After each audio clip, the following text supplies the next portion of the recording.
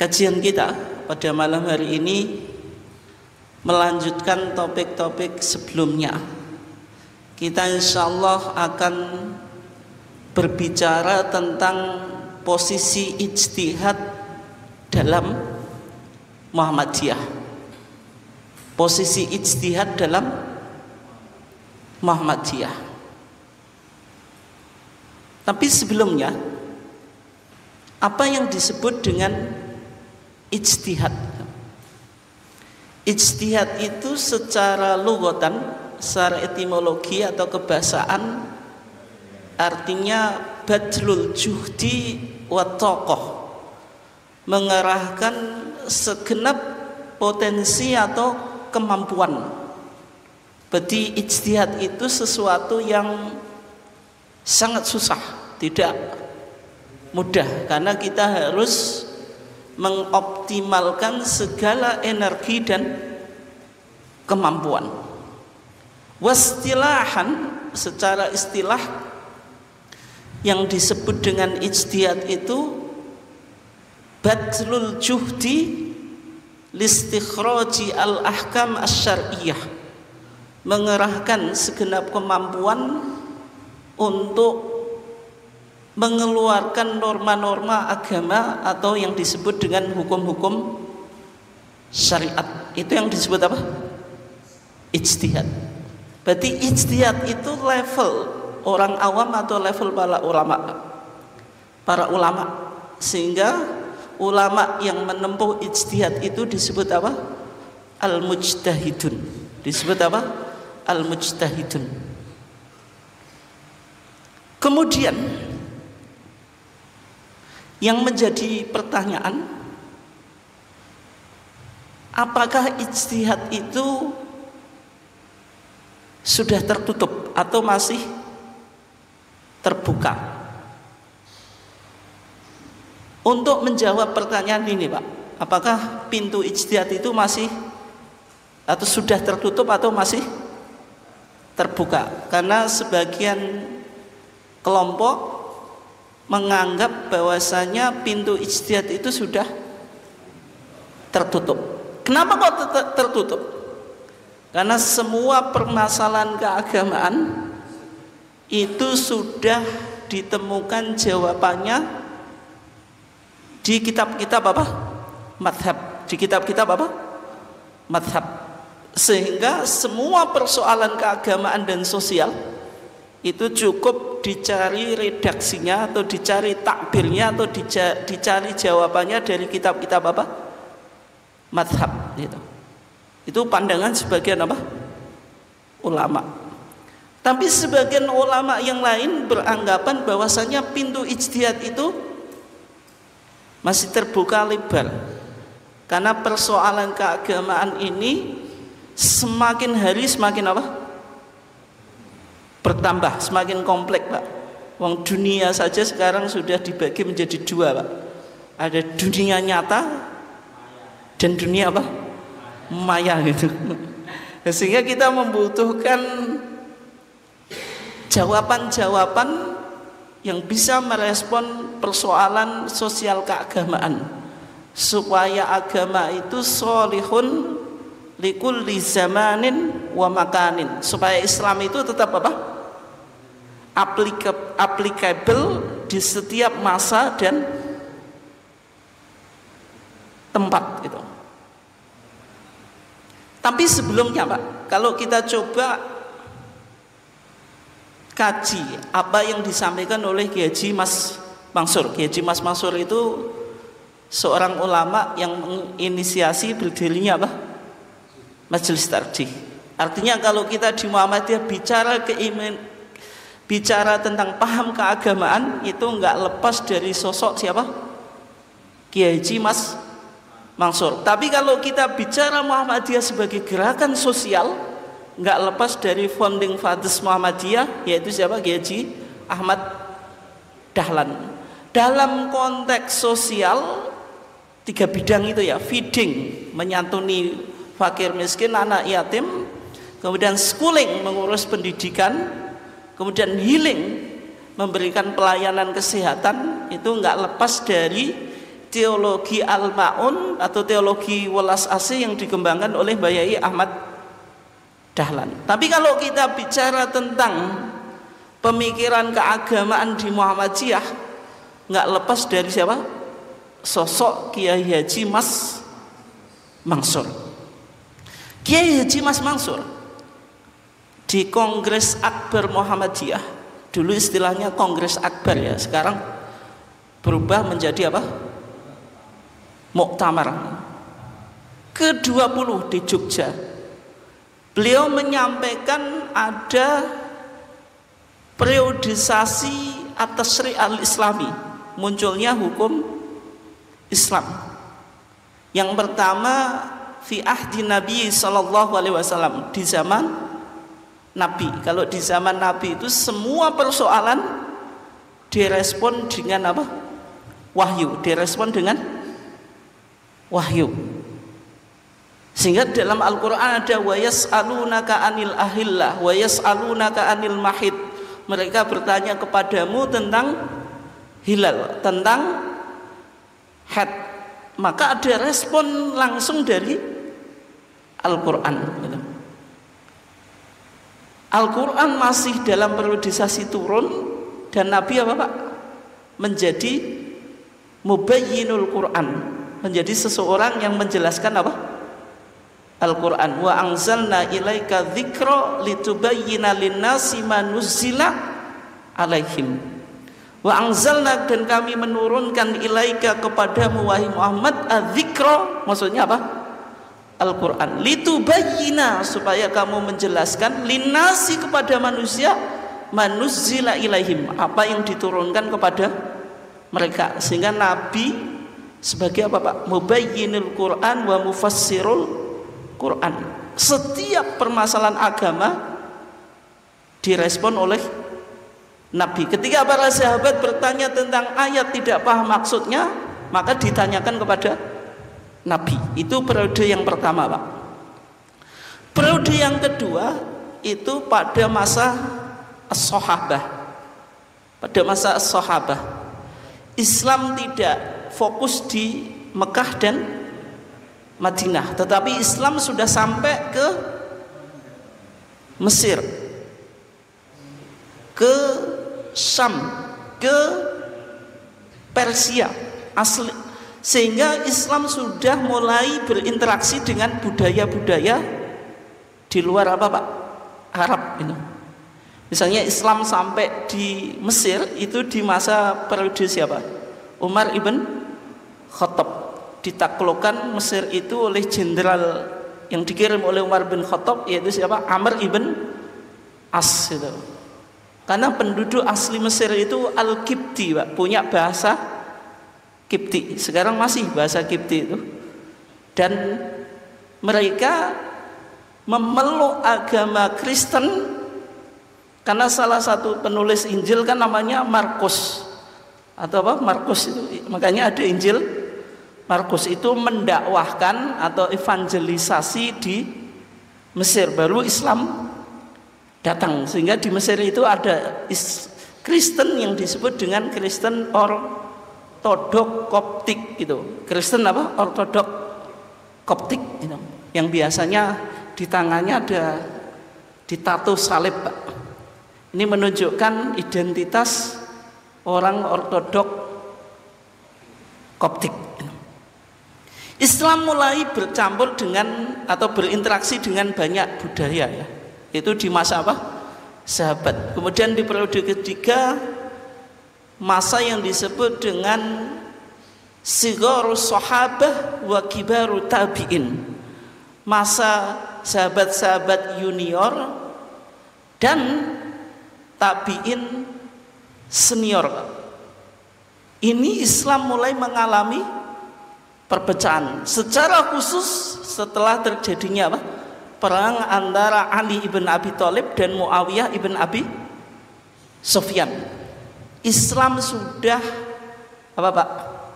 Ada sedikit perpecahan karena kepentingan politik Pak. Jadi Islam itu kalau menarik ya, Islam itu pecah karena gara-gara apa? Politik Pak. Sampai sekarang itu urusan politik bisa memecah belah umat, Pak. Ya memang munculnya berbagai macam kelompok, Pak. Ada Syiah, ada Khawarij. Itu faktornya apa? Politik. Tapi kalau Kristen itu berpecah sebab apa, Pak? Permasalahan teologis, mendiskusikan nih, Yesus Kristus itu setengah Tuhan dan setengah manusia, atau full Tuhan atau full manusia, Pak. Itu kan yang menjadi apa? Perdebatan. Trinitas itu baru bisa dirumuskan pada Konsili Nisia tahun berapa? 325, Pak. Baru disepakati ada namanya apa? Teologi Trinitas. Trinitas itu atau Tritunggal. Allah itu esensinya satu tapi punya tiga oknum. Tuhan Bapa, Tuhan Anak, dan Tuhan Ruhul Kudus itu. Ini baru disepakati di Konsili Nisia, suatu tempat yang ada di Turki, Pak, sekarang. Itu tahun 325 Masehi. Tapi Islam tidak pernah cekcok dalam persoalan apa, Pak? Teologi. Misalnya Allah itu bagaimana? Kita sepakat, semua kelompok sepakat bahwasanya Allah itu ahad, Pak. Qul huwallahu ahad. Munculnya berbagai macam pemahaman itu biasanya dilatar belakangi dari apa, Pak? Afiliasi politik, sehingga muncul Syiah, muncul Sunni. Kalau Syiah kan kelompok loyalis Ali ibn Abi Thalib. Dari perpecahan ini baru membentuk teologi-teologi tertentu. Kemudian berikutnya masa yang diistilahkan oleh G.J. Mas Mansur sebagai masa Nas'atul Fikhi. Mulai umat Islam itu berusaha untuk memahami Al-Quran dan As-Sunnah, sehingga ilmu fikih itu mulai berkembang. Yang berikutnya diistilahkan dengan masa A'immatul Madzahib Al-Islamiyah, masa munculnya imam-imam madzhab yang imam-imam madzhab Islam, Pak. Yang terkenal ada 4 madzhab. Yang paling tua Al-Imam Abu Hanifah. Al-Imam Abu Hanifah. Kemudian berikutnya Al-Imam Malik ibn Anas, madzhabnya disebut madzhab Maliki. Kemudian berikutnya Muhammad ibn Idris Asy-Syafi'i, maka madzhabnya disebut madzhab Syafi'i. Ini madzhab yang dominan di Mesir, di Syria, dan termasuk di Palestina. Kemudian di Yaman Selatan, dan di Asia Tenggara. Kemudian muncul muridnya Imam Syafi'i, yaitu siapa? Al-Imam Ahmad ibn Hanbal Syaibani. Madhabnya disebut madhab Hambali. Ini madhab resmi negara kerajaan Saudi Arabia gitu. Di sini mulai muncul madhab. Berikutnya diistilahkan oleh G.J. Mas Mansur sebagai masa taklid buta, Pak. Kenapa kok mereka melakukan taklid, Pak? Karena beranggapan bahwasanya semua persoalan agama itu sudah bisa ditemukan jawabannya dari mazhab-mazhab yang berkembang ketika itu, sehingga umat Islam tidak perlu untuk apa? Berijtihad kembali. Sehingga ketika itu sebagian ulama mendeklarasikan bahwasanya pintu ijtihad telah tertutup. Dan nanti sampai berakhir pada masa yang disebut masa Harokah Islahiyah, gerakan reformasi dalam Islam. Misalnya di Mesir ada 3 serangkai itu, Jamaluddin Al-Alfwani, Syekh Muhammad Abduh, kemudian Syekh Muhammad Rashid Ridho, yang mana gerakan pembaruan mereka mulai masuk ke Indonesia. Sehingga di Indonesia ketika itu juga ada beberapa kelompok yang terbuka terhadap gerakan pembaruan. Ya diantaranya apa? Muhammadiyah. Muhammadiyah terbuka terhadap pemikiran-pemikiran pembaruan yang dilakukan oleh Syekh Muhammad Abduh gitu. Kiai Haji Ahmad Dahlan itu sangat menggandrungi pemikiran-pemikirannya Syekh Muhammad Abduh gitu. Sampai Mbah Yai Ahmad Dahlan mendirikan apa? Muhammadiyah. Ketika Mbah Yai Ahmad Dahlan mendirikan Muhammadiyah, itu kan sebenarnya salah satu faktor internalnya Mbah Yai Ahmad Dahlan terinspirasi dari penafsiran surat Ali Imran ayat 104 dari tafsir Al-Manar. Wal takum minkum ummah yad'una ilal khairi wa ya'muruna bil ma'ruf wa yanhauna 'anil munkar wa ulaika humul muflihun. Itu hasil dari kajian Mbah Yai Ahmad Dahlan terhadap tafsir Al-Manar, sehingga memotivasi beliau untuk mendirikan sebuah gerakan, maka lahirlah apa? Muhammadiyah. Dan ternyata taklid buta yang ada di Indonesia ini, Pak, itu bisa kita temukan ya. Data Muhammadiyah bicara tentang bagaimana masyarakat Islam di Indonesia memahami agama. Kalau jenengan baca di penerangan tentang hal tarjih, itu bisa jenengan temukan di halaman terakhir dari HPT jilid 1. Di akhir itu ada penerangan tentang hal tarjih. Nanti jenengan kalau pulang buka ya. Di HPT apa jilid 1. Itu pernah dipublish di SM Suara Muhammadiyah tahun 1936. Di sana dijelaskan bahwasanya khilaf itu sudah muncul sejak sebelum berdirinya Muhammadiyah. Di antara sebabnya itu banyak yang disebutkan dalam penerangan hal tarjih, karena masing-masing berpegang kepada pandangan ulama, atau mungkin opo jiri Pak Yai. Kalau sudah dawuhnya Pak Yai tidak boleh apa Pak? Dibantah gitu. Yang kedua, karena masing-masing berpegang kepada kitab kuning. Kitab kuning itu disakralkan, tidak boleh dikritik, tidak boleh apa? Dikritik. Awakmu isopo kok membantah kitab kuning? Iso moco tuh gak? Moco gak iso kok pe bantah. Padahal di kitab kuning itu terkadang ada hadis-hadis yang dhaif maupun yang maudhu', Pak. Hadis yang dhaif atau maudhu' palsu, masa harus dipegangi gitu. Sehingga Muhammadiyah ketika itu berani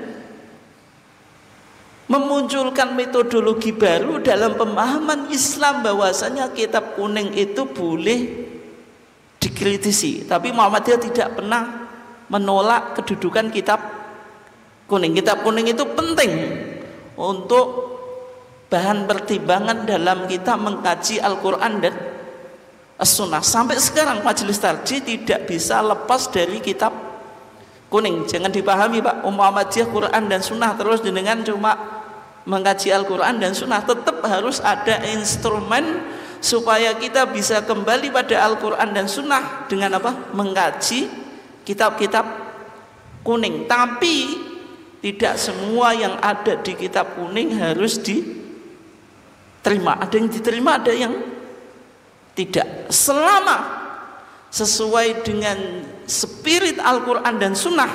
Kalau Sunnah ya tidak masuk di situ, tidak ada hadis dhaif, lemah atau hadis maudhu', boleh diterima. Ini artinya di sini Muhammadiyah mulai terbuka Pak, dalam mengembangkan paham keagamaan, tidak berafiliasi kepada mazhab tertentu. Ada upaya aruju ilal Quran wa sunnah, kembali pada Quran dan as-sunnah, sehingga di Muhammadiyah tidak muncul fanatisme beragama dengan cara bermadzhab. Artinya Muhammadiyah mengakui bahwasanya pintu ijtihad masih terbuka Pak. Dan ini dipertegas dengan lahirnya Risalah Islam Berkemajuan, Pak. Hasil muktamar kapan, Pak? Risalah Islam Berkemajuan kemarin yang di Solo tahun 2000 berapa, Pak? Masih ingatan enggak? 22. Di antaranya hasil muktamar itu melahirkan Risalah Islam Berkemajuan. Risalah Islam Berkemajuan itu maksudnya apa?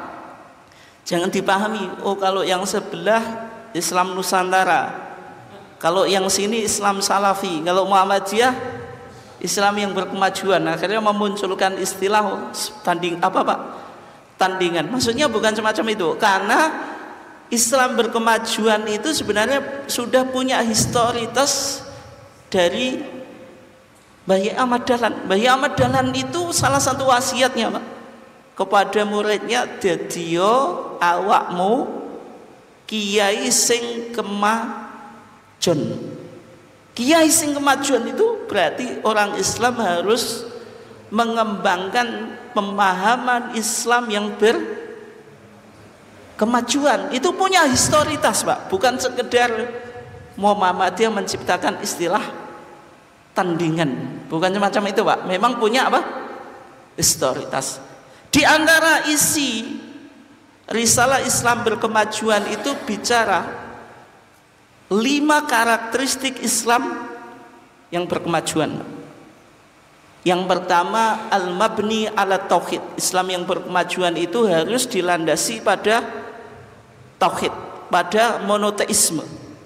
Yang kedua, arju ilal Quran wa sunnah, harus back to the Quran and sunnah, kembali pada Quran dan sunnah. Yang ketiga, ini yang penting menjadi kajian kita. Di sana digambarkan Islam yang berkemajuan itu karakteristiknya ihya'ul ijtihad, menghidupkan ijtihad wa tajdid, dan pembaruan. Berarti kalau Muhammadiyah ingin mengembangkan misi Islam berkemajuan harus memunculkan ijtihad, jangan menutup pintu ijtihad gitu. Kemudian yang keempat, tanmiyatu wasatiyah, mengembangkan sikap moderatisme atau moderat dalam beragama. Yang kelima itu tahqiqu rahmah lil alamin, mengembangkan rahmat ulum untuk alam semesta. Berarti salah satu dari ciri Islam berkemajuan yang digambarkan oleh Muhammadiyah tadi apa? Ihya'u at-tajdid wal ijtihad, atau ihya'u al-ijtihad wa tajdid, mengembangkan ijtihad dan tajdid, sehingga ijtihad ini tidak boleh berhenti dalam Muhammadiyah, Pak. Itu tidak boleh berhenti dalam Muhammadiyah, sehingga posisi ijtihad dalam Muhammadiyah itu sangat vital atau sangat penting gitu. Kemudian Bapak dan Ibu sekalian dimuliakan Allah, rumusan ijtihad di dalam Muhammadiyah secara metodologi atau secara manhaj itu ditemukan di mana? Jenengan bisa dapatkan di pembahasan mahwal qiyas, apa yang disebut dengan qiyas, yang ada dalam al-masail al-khams, masalah 5. Yang mana masalah 5 ini sudah pernah dilontarkan oleh Muhammadiyah sejak tahun 1930-an dan secara resmi dipublish di SM tahun 1938, Pak. Muhammadiyah ingin menanyakan kepada alim ulama baik di internal Muhammadiyah maupun di eksternal tentang 5 pertanyaan. Yang pertama, ma huwa din, apa yang disebut agama. Yang kedua, ma hiya dunya, apa yang disebut dengan dunia. Yang ketiga, ma hiyal ibadah, apa yang disebut dengan ibadah. Yang keempat, ma huwa sabilullah, apa yang disebut dengan sabilullah. Yang kelima, ma huwal qiyas, apa yang disebut qiyas. Qiyas ini yang di situ Muhammadiyah meletakkan pondasi metodologi dalam berijtihad, Pak. 1942 Kiai Haji Mas Mansur diamanati oleh Hotbestur Muhammadiyah. Hotbestur itu pengurus besar Muhammadiyah sekarang, berubah menjadi apa? PP, untuk menyeleksi jawaban-jawaban yang masuk. Maka dirumuskan oleh Kiai Haji Mas Mansur, bukunya dipublish menjadi jawaban masalah 5 dari berbagai alim ulama, Pak. Kemudian dibawa ke Muktamar Khususi Tarjih tahun 1954-1955 di Jogja. Lahirlah masalah 5 yang ada di HPT Jenengan. Di sana ketika Muhammadiyah bicara mahwal qiyas, apa yang disebut dengan qiyas? Meskipun topiknya itu qiyas, Pak, atau judulnya apa? Qiyas. Padahal qiyas dengan ijtihad itu lebih luas mana, Pak? Lebih luas ijtihad. Karena qiyas itu salah satu dari 3 metode atau 3 ragam ijtihad. Misalnya dalam kitab usul fikih, Pak, yang ditulis oleh Al-Imam Abu Ishaq Asy-Syirazi, namanya Al-Lumma' fi Usulil Fiqh. Dalam pembahasan qiyas, beliau memaparkan sebagian ulama beranggapan bahwasanya qiyas dengan ijtihad itu sama, sebagaimana pandangannya Imam Syafi'i. Al-Imam Asy-Syafi'i dalam kitabnya Ar-Risalah, beliau ketika menjelaskan qiyas itu dipahami sama dengan ijtihad. Ketika Imam Syafi'i menjelaskan qiyas itu dikatakan huma li ma'nan wahidin. Keduanya baik qiyas dan ijtihad itu li ma'nan wahidin, sinonim, artinya sama. Tapi dalam pandangan ulama-ulama Syafi'iyah berikutnya, Pak, sebagaimana Al-Imam Abu Ishaq Asy-Syirazi, dia menjelaskan bahwasanya ijtihad itu lebih umum daripada qiyas. Beliau mengatakan wa ammal ijtihad fahuwa a'ammu minal qiyas. Adapun ijtihad dia lebih umum daripada qiyas. Nanti saya jelaskan, Pak. Nah, artinya sebenarnya ijtihad itu lebih umum. Tapi kenapa kok Muhammadiyah yang ditanyakan qiyas, Pak? Karena memang ketika itu yang menjadi perdebatan, penggunaan qiyas itu boleh atau tidak. Tapi kalau ijtihad itu jelas boleh gitu. Meskipun ada ijtihad di dalam madhab atau di luar madhab, tapi posisi qiyas ini boleh dilakukan atau tidak. Apalagi Muhammadiyah kembali pada Quran dan Sunnah. Kembali pada Quran dan Sunnah kok menggunakan qiyas? Itu kan pertanyaan yang kadang muncul, Pak. Sehingga Muhammadiyah penting merespon tentang qiyas itu. Nah, dalam rumusan al-qiyas, mawal qiyas dalam Muhammadiyah itu, Pak, yang pertama rumusannya 2, Pak. Yang pertama disebutkan sumber primer dalam beragama itu al-aslu fi tasyri' al-islami huwal Qur'anul Karim. Sumber primer dalam beragama apa? Al-Quran. Yang kedua wal haditsu asy-syarif, yaitu yang kedua apa? Hadis. Berarti Al-Quran dan hadis ini sumber primer dalam beragama. Yang menjadi pertanyaan, bagaimana kalau Al-Quran dan As-Sunnah itu tidak merespon? Maksudnya apa? Ada permasalahan tidak ditemukan jawabannya dalam Quran dan As-Sunnah. Padahal kita butuh apa, Pak? Butuh untuk merespon. Misalnya kalau jenengan ditanya hukumnya tawak, Pak, itu hukumnya apa? Halal atau haram? Tawak yang ada di Toban itu ada ental apa, legen, terus apa? Tawak itu kadar alkohol, mengandung kadar alkohol yang bisa memabukkan atau enggak? Bisa memabukkan. Hukumnya apa? Nah, jenengan menyimpulkan haram dari mana tahu?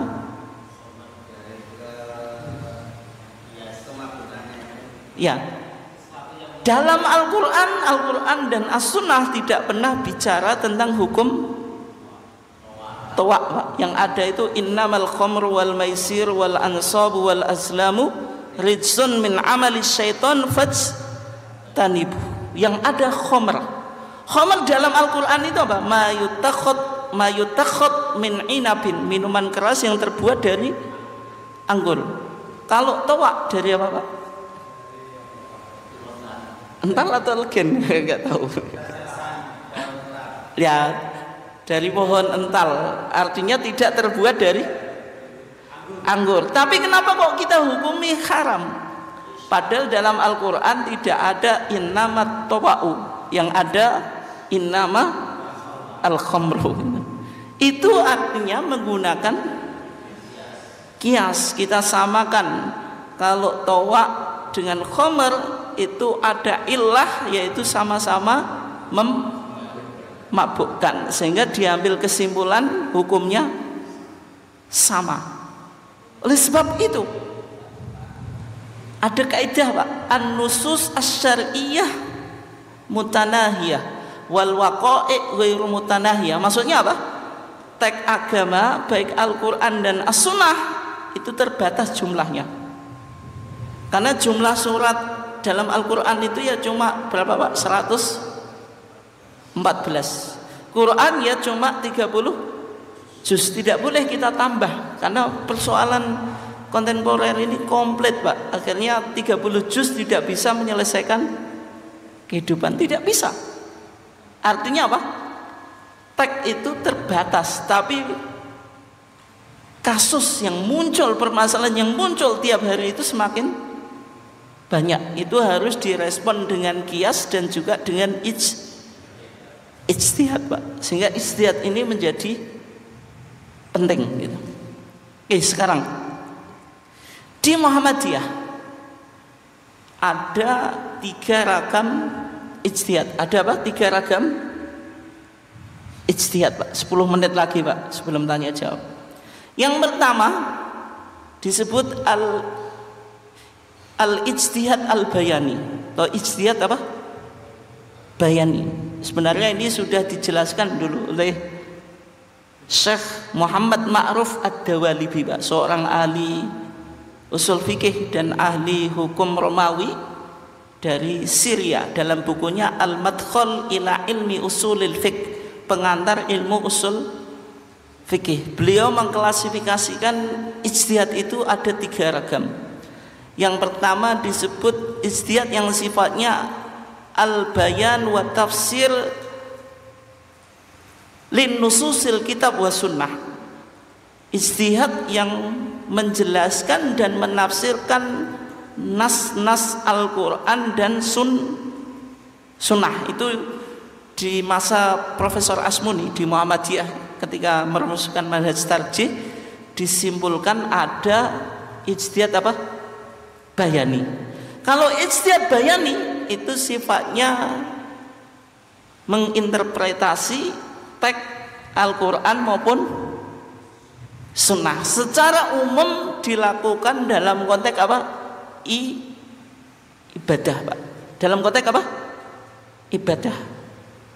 Oleh sebab itu Al-Quran dan sunnah ini menjadi titik tolak. Tapi Al-Quran itu sifatnya apa? Mujmal. Mujmal itu apa? Global. Sehingga sunnah penting untuk kita pahami supaya bisa apa? Memahami Al-Quran. Paling tidak ada 3 fungsi as-sunnah, Pak, dalam hubungannya dengan Al-Quran. Yang pertama, sunnah itu tufassirul Quran, menafsiri Al-Quran. Misalnya Allah Subhanahu wa taala berfirman, aula mastumun nisa, atau engkau menyentuh atau menggauli istri, Pak. Maksudnya ini konteks apa? Hukum menyentuh atau menggauli istri, mana yang membatalkan wudu. Yang dimaksud aula mastumun nisa itu sentuhan kulit dengan kulit atau bersetubuh, Pak. Kalau dalam mazhab Syafi'i dipahami apa? Sentuhan kulit dengan kulit. Berarti kalau jenengan pergi ke masjid sama istrinya, Pak, digandeng, di rumah sudah berwudu, berarti sampai masjid harus wudu lagi. Kenapa? Karena sentuhan kulit dengan kulit. Karena istri itu mahram atau enggak, Pak? Enggak, Pak. Istri itu ajnabiyah, istri itu tidak mahram. Mahram itu apa? Man haruma nikahuka, orang yang diharamkan untuk dinikahi. Berarti istri haram, halal. Istri itu bukan mahram itu. Oke ya. Aulamastum nisa, dipahami oleh Muhammadiyah, makna menyentuh ini bukan makna secara literal tapi secara majazi atau metaforis. Padahal hukum asal pembicaraan itu literal atau metaforis, Pak? Literal. Tapi kalau kita bawa kepada makna majazi harus butuh dalil. Dalil yang mendukung apa? Hadis Aisyah. Kata Aisyah, faqattu Rasulullah sallallahu alaihi wasallam lailatan minal firas. Saya pernah kehilangan Rasulullah suatu malam dari tempat tidur. Berarti pas ketika itu gilirannya Rasulullah menginap di rumahnya Aisyah. Suatu malam Aisyah kehilangan, digerayangi kok nggak ketemu gitu. Akhirnya yang dilakukan apa, Pak? Dicari. Ketika itu belum ada listrik gitu. Kata Aisyah, wa wada'tu yadi ala batini qadamih, maka saya meletakkan tangan saya di atas telapak kedua kaki Rasulullah. Berarti Aisyah menyentuh Rasulullah atau enggak? Menyentuh. Rasulullah membatalkan sholat? Tidak. Ketika itu Rasulullah sedang sujud sholat. Sehingga Muhammadiyah memahami kalau seorang laki-laki menyentuh perempuan, dia punya wudu, wudunya tidak batal. Maksud aulamastum nisa itu maksudnya ketika seorang laki-laki menggauli istrinya. Menggauli istrinya itu tidak hanya wudunya batal, Pak, tapi wajib mandi. Itu contoh apa? Sunnah menafsirkan Al-Quran. Sunnah apa? Menafsirkan Al-Quran. Yang kedua, sunnah itu tubayyinul Quran, menjelaskan Al-Quran, Pak. Secara umum redaksi Al-Quran itu mujmal. Mujmal itu global. Sesuatu yang global butuh bayan atau penjelasan. Misalnya Allah Subhanahu wa taala berfirman, wa aqimus shalah wa atuz zakah, dirikanlah salat dan bayarlah zakat. Dijelaskan, Pak, cara sholat? Tidak. Yang menjelaskan sunnah atau hadis. Al-Quran ketika bicara tentang wudu, ya ayyuhalladzina amanu idza qumtum ila sholati faghsilu wujuhakum. Anggota wudu suruh membasuh wajah. Wa aydiyakum ilal marafiq, tanganmu sampai siku. Wamsahu bi ru'usikum, suruh ngusap kepala. Wa aidiya wa arjulakum ilal ka'bain, kakimu sampai kedua mata kaki. Ngusap wajah berapa kali, Pak, yang sunnah? 3. Al-Quran menjelaskan tidak. Mengusap, membasuh ya, membasuh tangan berapa kali? 3 kali. Al-Quran menjelaskan tidak. Kalau jenengan wudu ada kumur-kumur, ada menghisap air ke hidung, cuci kedua telapak tangan, tidak dijelaskan oleh Al-Quran. Sehingga Al-Quran itu butuh penjelasan hadis itu. Oke. Berikutnya, Pak, yang ketiga, sunnah itu fungsinya tu'abbiru anil Quran. Maksudnya sunnah itu memunculkan hukum yang tidak disebutkan oleh Al-Quran. Kalau jenengan ditanya, Pak, hukum makan apa, Pak? Makan buaya halal atau haram? Makan buaya, Pak. Nak saya ini nyabik biawak. Haram atau halal, Pak? Haram. Makan anjing, makan kucing, Al-Quran menjelaskan? Tidak, Pak. Al-Quran hanya mengatakan innama harama alaikumul maitata waddama walahmal khinzir wa ma uhilla bihi li ghairillah. Sesungguhnya Allah mengharamkan atas kamu apa? Bangkai, kecuali bangkai apa?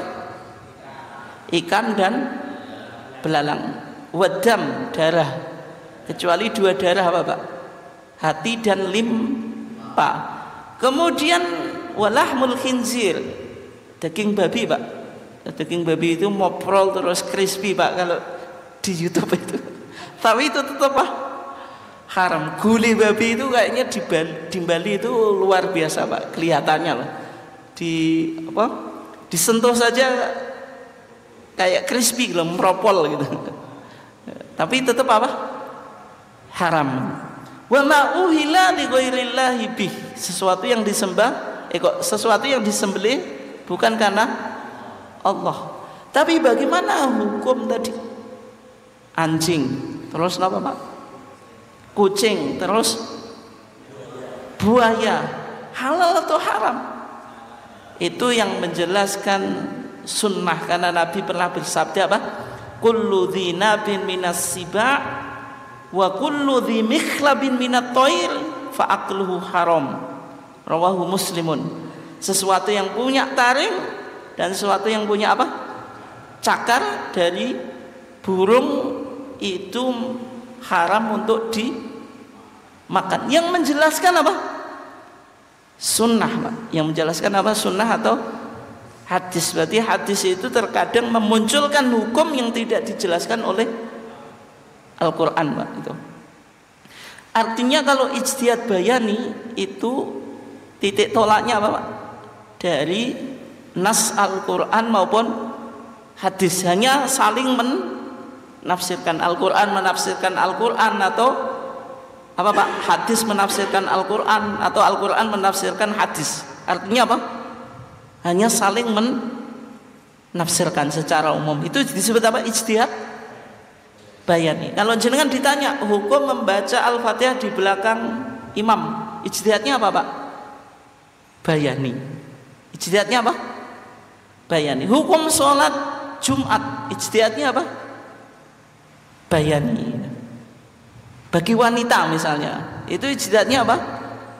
Bayani. Yang kedua, ijtihad qiyasi, Pak. Ijtihad qiyasi itu apa? Ijtihad dengan melakukan apa, Pak? Analogi atau qiyas. Maksudnya apa? Maksudnya ilhaqu amrin sakata anhu syari' bimansusin li illatin jami'atin bainahuma.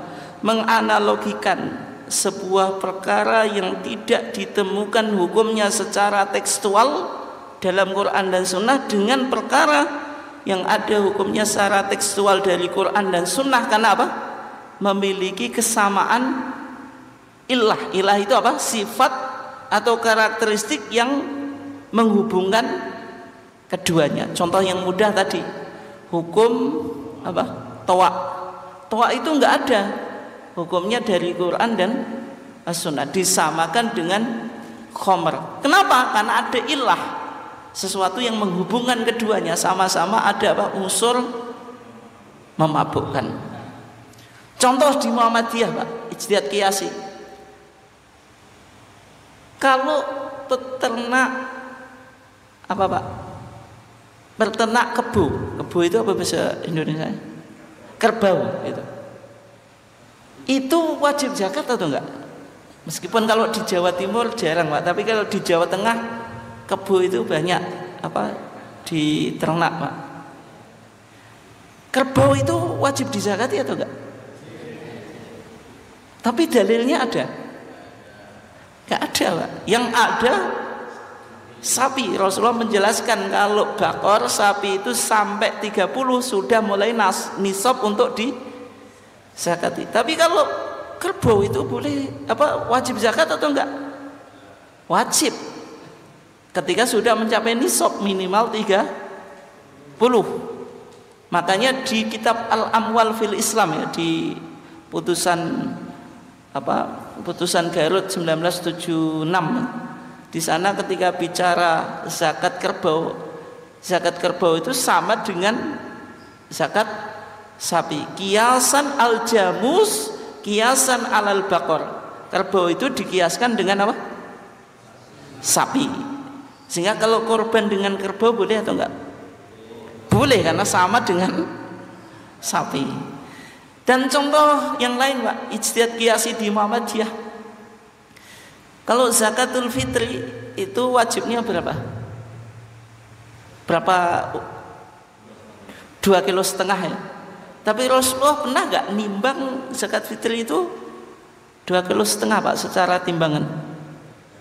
Tidak. Rasulullah dulu pakai sok. Sok itu takaran, bukan timbangan. Satu sok. Faradha Rasulullah SAW so'an minat tamri. Faradha Rasulullah SAW zakat al-fitri so'an minat tamri wasyair. Rasulullah itu memfardukan zakatul fitri satu sok dari kurma, dari gandum.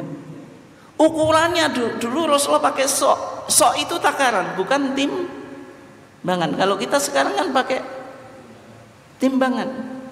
Kenapa kok kita zakatul fitrinya tidak dengan apa? Dengan sok. Itu dikiaskan, yang penting jumlahnya sama meskipun tidak dengan takaran sok tadi. Kemudian yang kita keluarkan itu beras. Beras pernah nggak di zaman Rasulullah? Tidak, nggak ada. Yang di Rasulullah perintahnya kurma, gandum, keju, terus kismis. Kismis itu anggur yang dikeringkan, namanya az-zabib. Tapi kenapa kok kita beras? Karena kita beranggapan gandum, kemudian apa, kurma, kismis, keju itu makanan pokok di zaman Nabi. Kemudian ijtihad itu berkembang lagi Pak, boleh dengan uang. Kenapa? Karena di masyarakat modern tidak bisa lepas dari uang. Orang fakir miskin itu dikasih beras Pak, kadang berasnya dijual lagi. Dia butuh uang, bukan butuh beras. Bagi masyarakat yang dekat, masyarakat industri Pak, tidak punya sawah gitu,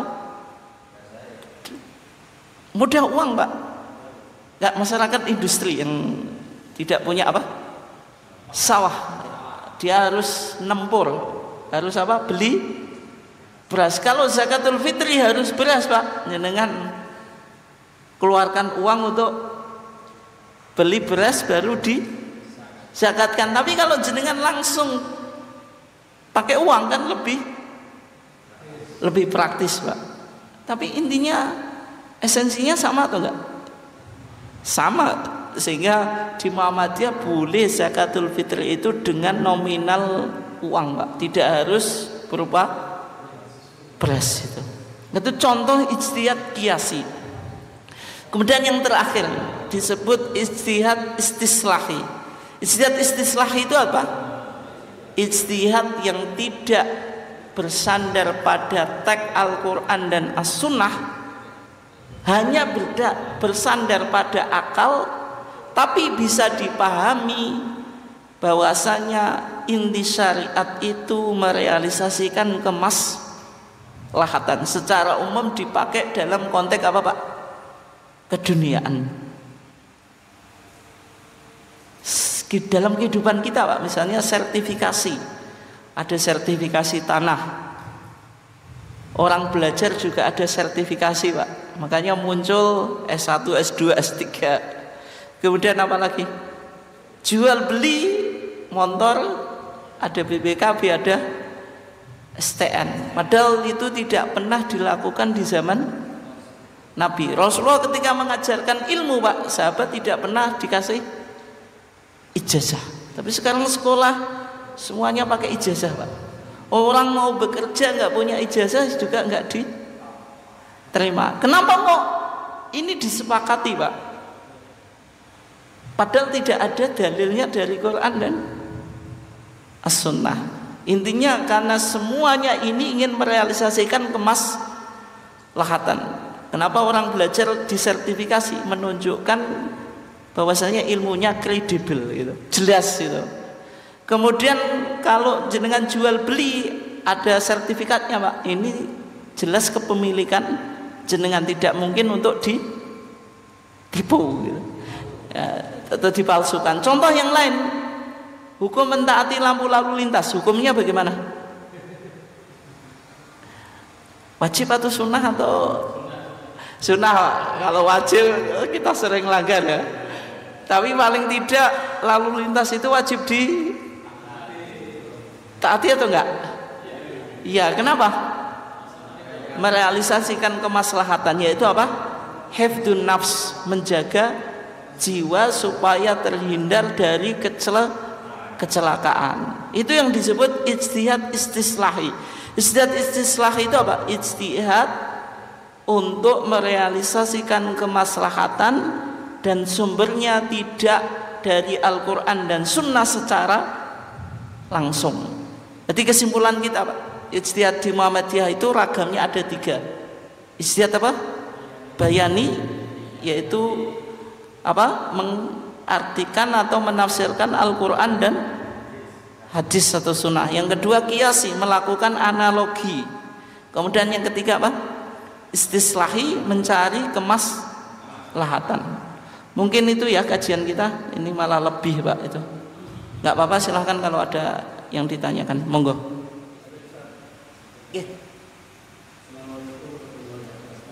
Assalamualaikum.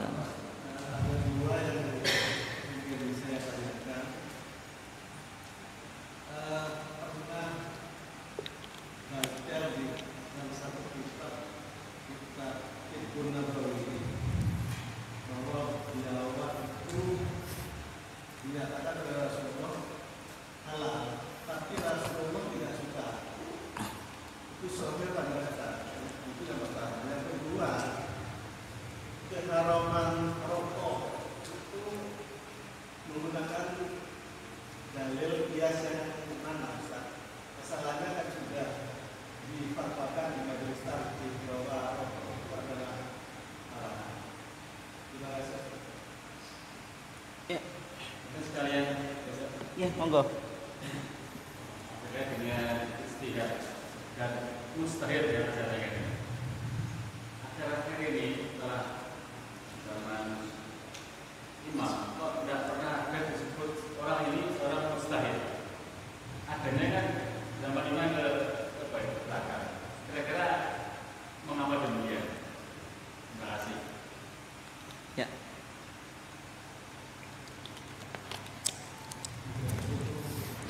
Yang pertama ya, dalam kitab At-Tib An-Nabawi, At-Tibbu An-Nabawi atau kedokteran Nabi ya, yang ditulis oleh Al-Imam Ibnu Qayyim Al-Jauziyah. Itu tapi itu ada macam banyak kitab, Pak. Tapi yang terkenal itu yang jangan baca ya, Ibnu Qayyim Al-Jauziyah. Di situ bicara tentang adzab. Adzab itu apa? Kadal padang pasir, Pak. Kadal padang pasir. Apa, Pak? Kadut. Kadal gurun ya. Nah, itu yang saya nggak tahu itu. Kadal padang pasir. Itu bahasa Arabnya disebut adzab. Dia kadal hidup di padang pasir, tapi yang dimakan rumput, Pak, bukan daging gitu. Ya bukan apa? Ya bukan daging ya. Gitu. Ketika Nabi disuguhi azab itu, disuguhi ya oleh sahabat, Nabi tidak mau makan. Nabi bilang innahu laisa bi ardi qaumi. Sesungguhnya dzab itu tidak biasa dikonsumsi di kampungku atau di kaumku gitu. Tapi Nabi membiarkan sahabat tersebut memakan apa, Pak? Dzab itu. Sehingga di sini disimpulkan Nabi tidak memakan dzab itu bukan berarti haram. Tapi tetap halal, karena kalau haram Nabi pasti apa, Pak? Melarangnya. Hanya saja Nabi tidak menyukainya atau sesuatu yang tidak umum dikonsumsi di daerahnya Nabi.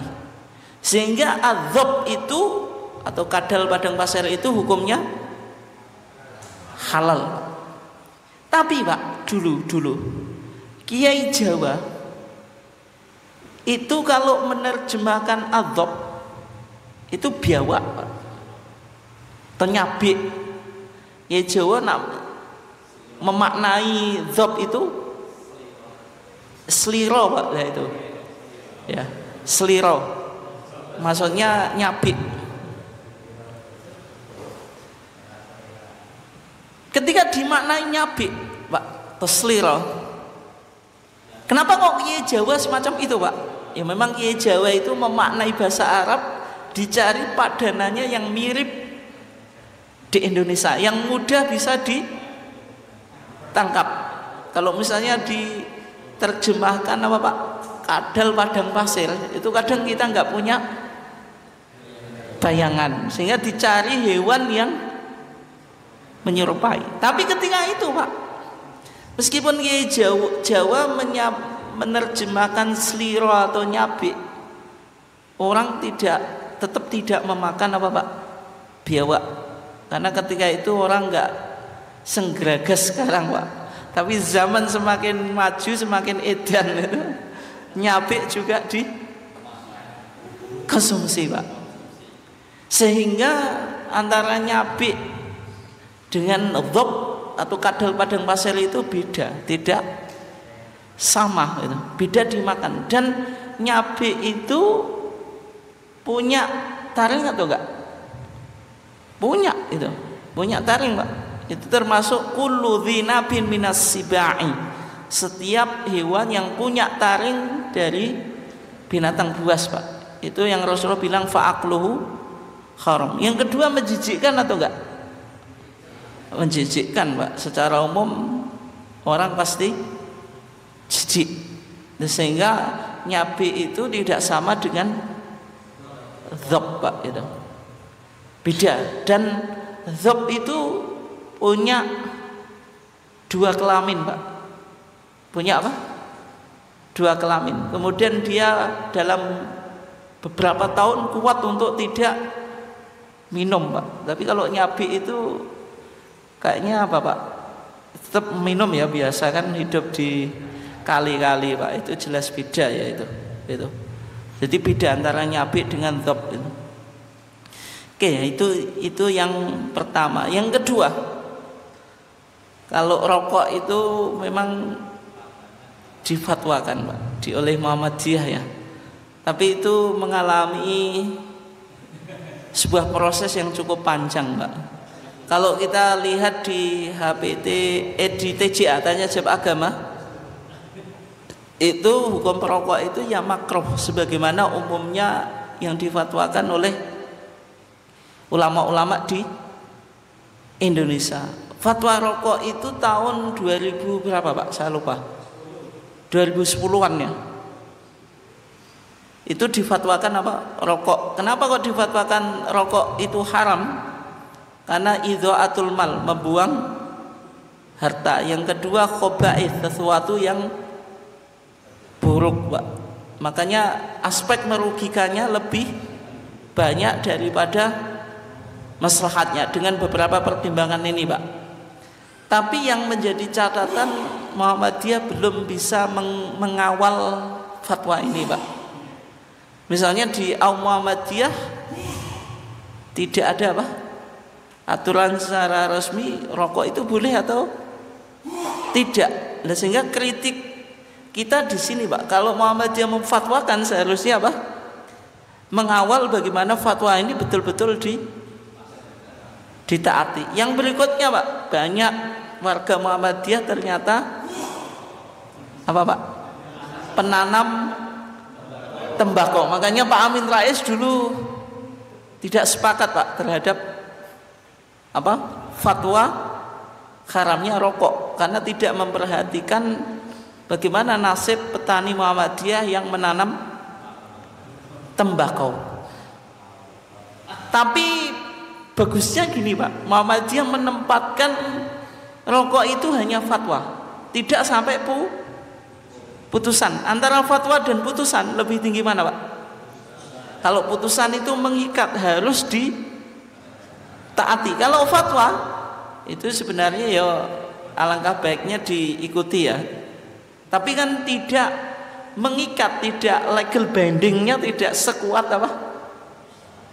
Putusan. Sehingga fatwa haram rokok tidak sampai menjadi putusan haram rokok itu. Itu ya. Ya memang maksudnya gini, Pak. Kalau Muhammadiyah bicara fikih difabel misalnya, Muhammadiyah juga harus ramah dengan fikih difabel. Ketika Muhammadiyah bicara tentang rokok, seharusnya Muhammadiyah juga bisa mengawal fatwa tentang keharamannya rokok. Kalau fatwa dikeluarkan tapi tidak sesuai dengan kondisi, Pak, kan juga tidak ditaati gitu.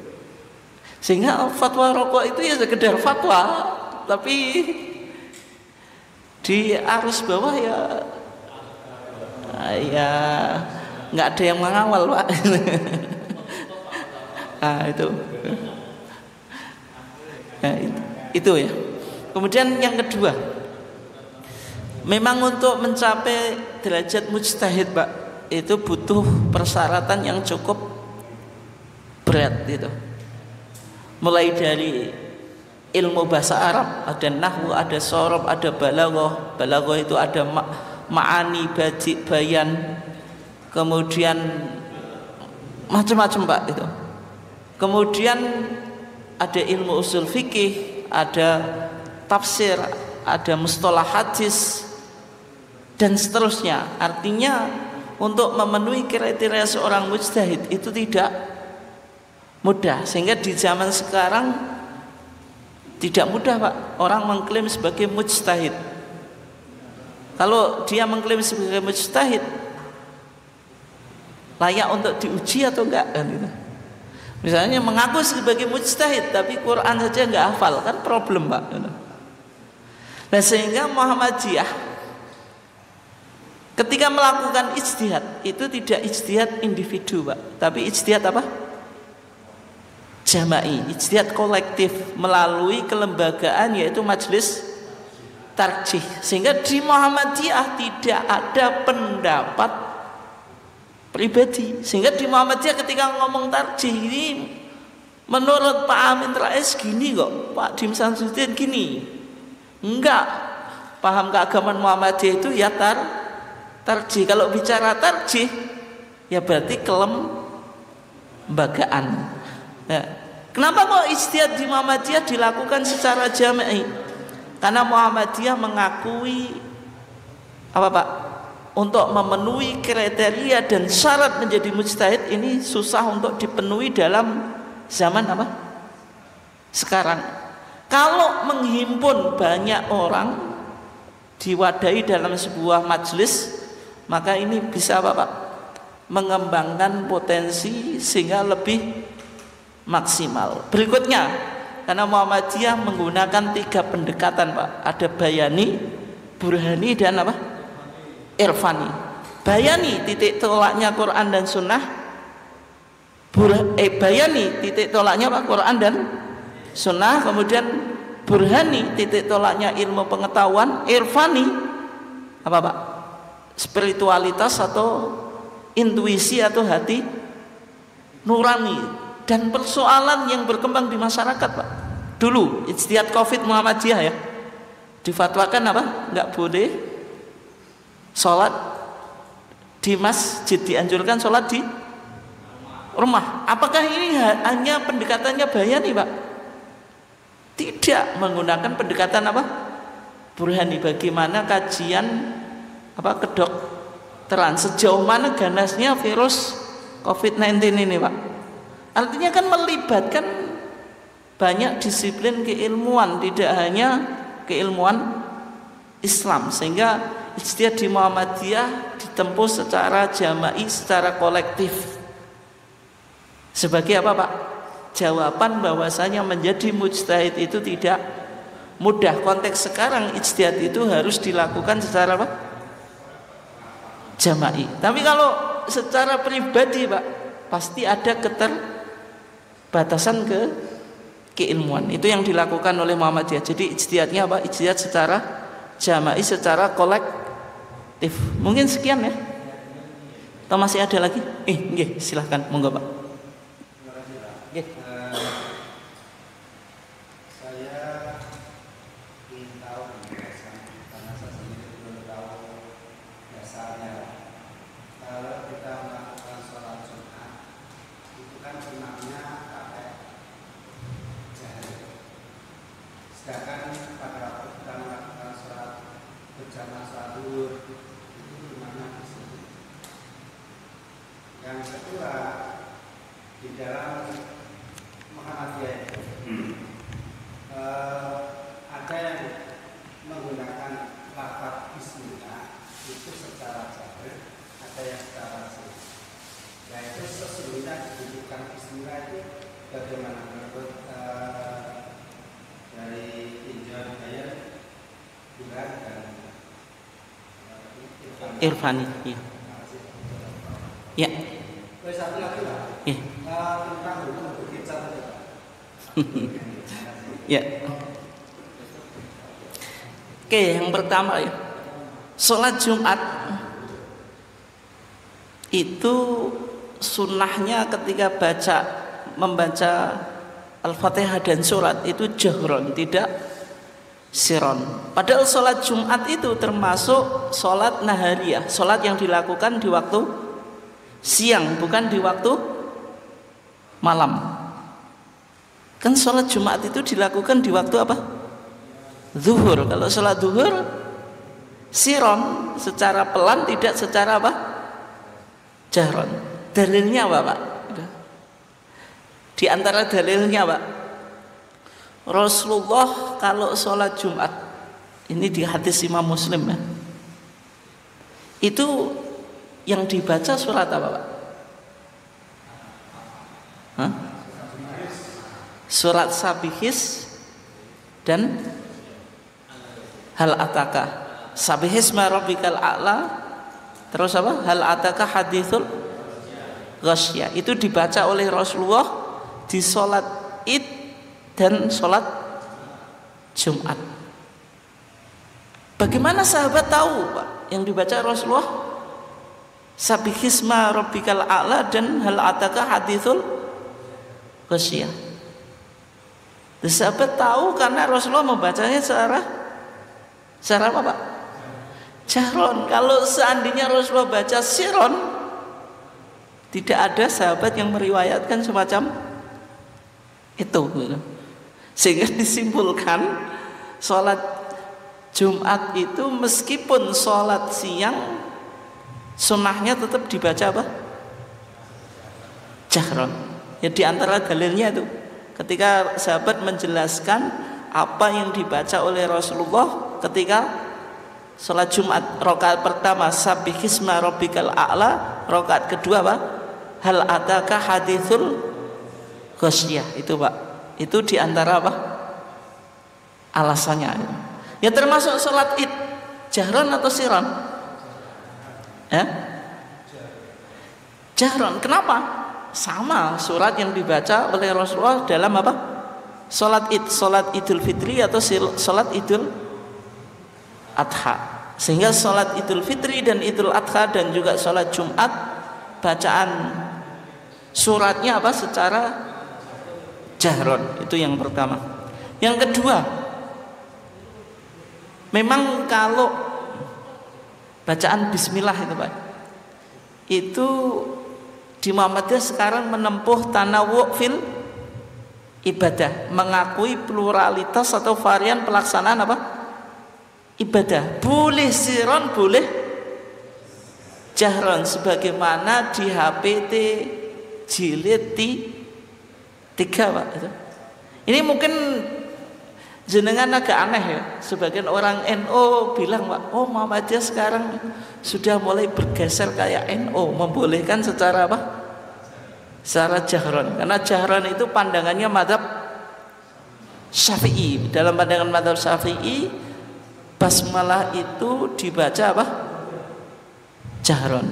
Tapi dalam pandangan Imam Abu Hanifah dan juga Imam Ahmad, baca bismillah itu sunnahnya apa?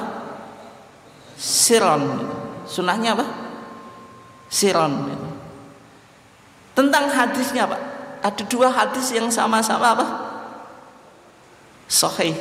Yang satu hadis Abu Hurairah, itu ada di Kitabus Shalah jenengan.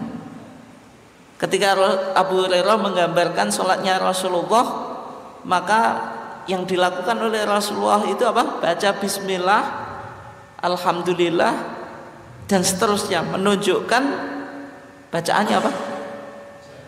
Jahron. Tapi di hadis yang lainnya Pak, hadis Anas ibn Malik ketika menjelaskan Rasulullah itu baca apa? Al-Fatihah, langsung baca Alhamdulillahi Rabbil Alamin. Dan kata Anas ibn Malik, walam asma minhum ahadan yaqra bismillahirrahmanirrahim. Maksudnya minhum, saya tidak pernah mendengar salah satu di antara mereka, karena Anas bercerita dia pernah sholat di belakang Rasulullah dan di 4 khulafa ar-rasyidin, Pak. Tidak pernah mendengar salah satu di antara mereka membaca apa? Bismillah secara apa? Jahron. Berarti dua hadis ini, dua kelompok hadis ini ya, yang mengatakan jahar, yang mengatakan sir, dua-duanya derajat hadisnya apa? Sahih atau masuk kriteria sunnah makbulah. Sehingga dalam pandangan Muhammadiyah dipahami sesekali Rasulullah baca bismillahnya siron, sesekali baca apa? Jahron. Dan dua-duanya boleh diamalkan. Meskipun ini sudah menjadi politik identitas bertahun-tahun Pak. Kalau Muhammadiyah ya siron Pak. Tapi di HPT kita sekarang ada apa? Pilihan. Tapi untuk aplikasinya Pak tergantung jenengan. Kalau jenengan umum di masyarakat Muhammadiyah dan secara umum belum pernah mendengar kajian tarjih ya sir saja Pak. Nanti kalau jenengan jahar, nanti jenengan dituduh tidak Muhammadiyah. Tapi kalau jenengan mengembangkan ranting Pak, rantingnya masih apa Pak? Masih anggotanya sedikit gitu, susah juga, nggak apa-apa. Mungkin punya amal usaha musola, ya sudah jahar nggak apa-apa gitu. Sambil apa? Supaya mendapatkan jamaah. Artinya apa? Kita tidak dicurigai bahwasanya Muhammadiyah itu amalannya menyimpang kan gitu.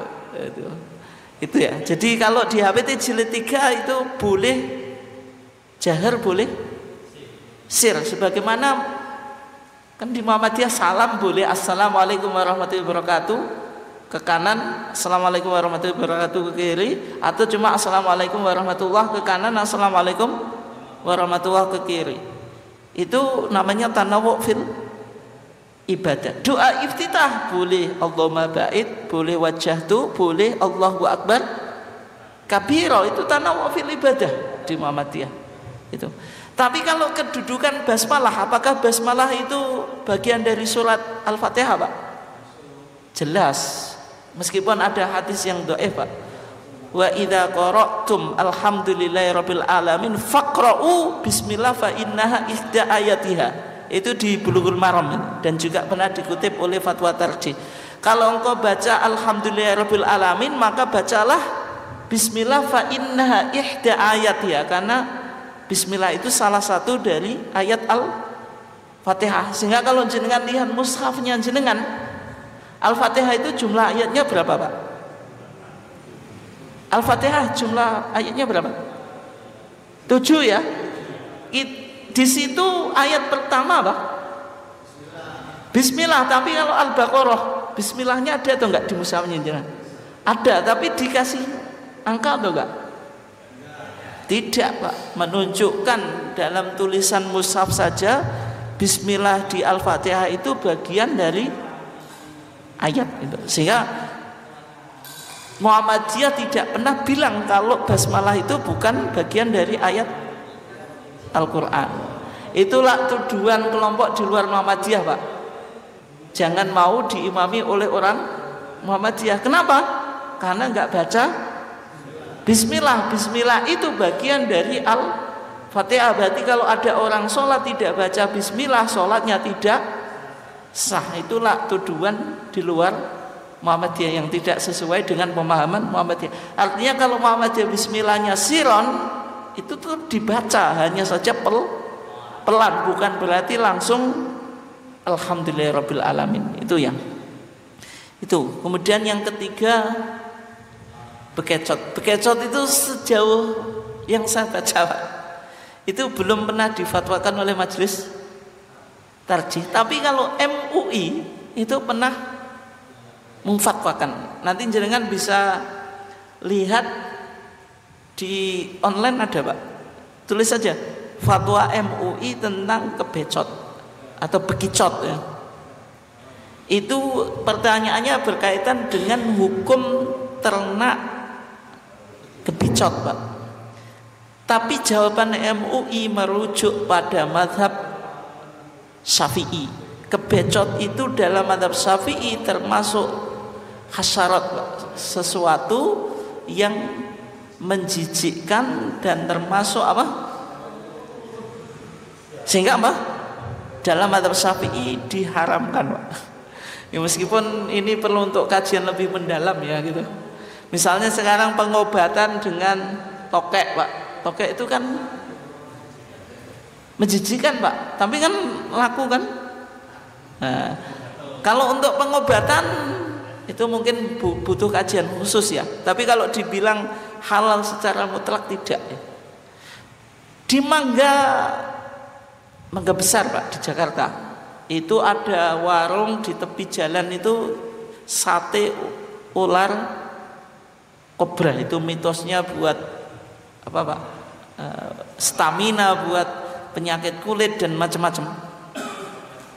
Ular kan haram, Pak.